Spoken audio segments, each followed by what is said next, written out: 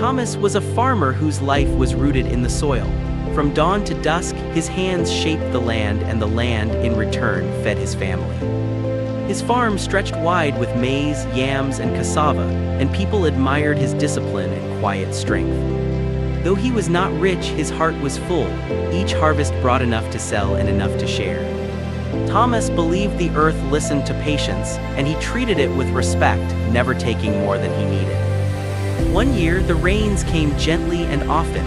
Crops grew taller than Thomas had ever seen, and his barns overflowed. Neighbors came to learn from him, and his name became known across nearby villages.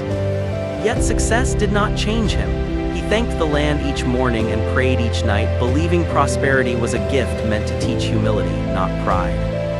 The next season began strangely. The clouds gathered but refused to release rain. Days passed, then weeks, and the soil hardened beneath Thomas' feet. He told himself it would pass. Seasons always changed, but deep in his chest, a quiet worry began to grow. The drought worsened, leaves curled inward, crops yellowed, and cracks spread across the earth like broken promises. Tunde carried water by hand, but it was never enough.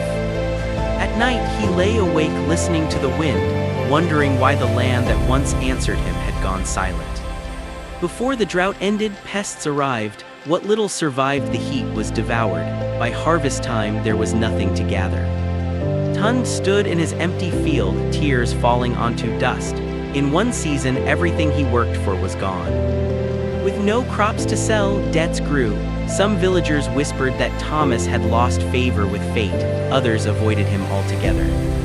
He felt smaller each day, carrying not only hunger but the heavy burden of humiliation. At home, his wife tried to stay strong, and his children asked questions he could not answer. Meals grew thinner, laughter disappeared. Thomas felt like a failure, not just as a farmer but as a man. One evening, he considered leaving the village forever.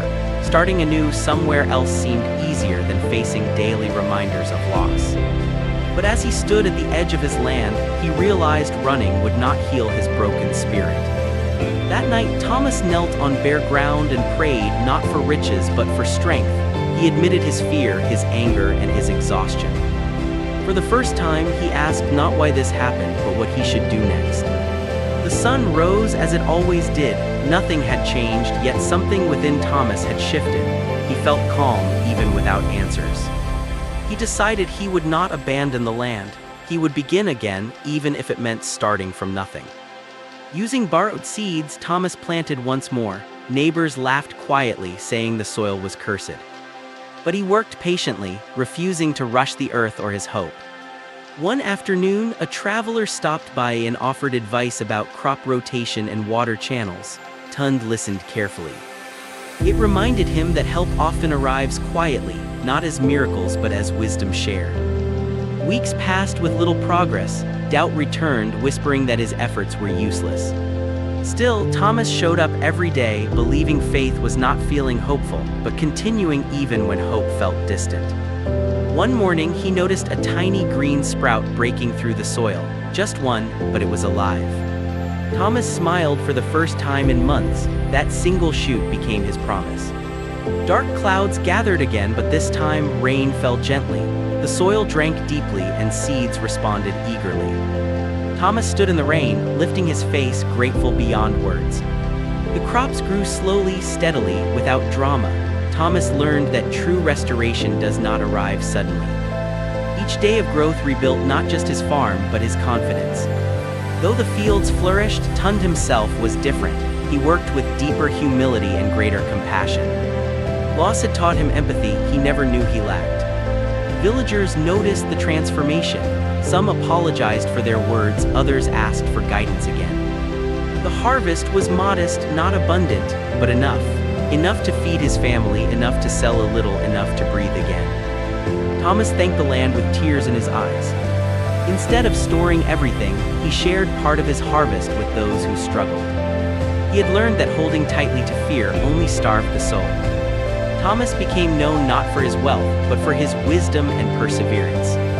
People came seeking encouragement, not just farming advice. He began teaching young farmers patience, respect for the land, and resilience in failure. He told them, the soil tests you before it rewards you. Sometimes Thomas walked through the fields at night, remembering the season of loss.